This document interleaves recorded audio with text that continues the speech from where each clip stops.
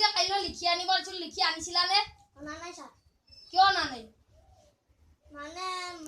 কি মানে কৰি আছ? লিখি আনিব দিছিল লিখি আনিব লাগে। বহা। তুমি আনিছিলানে? মই অনা নাই ছাৰ। কিয় অনা নাই? অনা নাই ছাৰ। কি মানে তুমি ওলগাইছ? লিখি আনিব দিছিল লিখি আনিব লাগে। বহা। তোমাৰ আজি কিয় দেৰি হ'ল? সোনকালে আহিব নোৱাৰাৰ বাবে। বহা। তোমাৰ কিয় হ'ল? সোনকালে আহিব নোৱাৰাৰ বাবে ছাৰ। দুটাৰে একে। তোমালোকৰ এটা মই কেইটামান কুৱেশ্যন দিম তাৰ এনসাৰ কেইটা দিবা। তুমি কবা কাহত কি ধাতু থাকে? শেকাৰ আৰু বিজলীয়া। তুমি বহা। তুমি কবা শগুন কিমান দিন জীয়াই থাকে? মৰাৰ আগমুহূৰ্তলৈকে ছাৰ। বহা।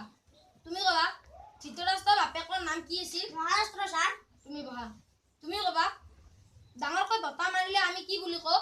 হে প্ৰভু আমাৰ ঘৰটো ৰক্ষা কৰা। তুমি বহা। তুমি কবা পানিপথৰ দ্বিতীয় যুদ্ধ কেতিয়া হৈছিল?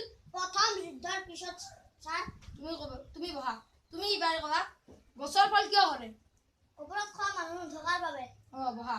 তুমি এইবাৰ কবা চকু মুদিলে আমি কি দেখো? এন্ধাৰ দেখো ছাৰ। হ'ব তুমি বহা।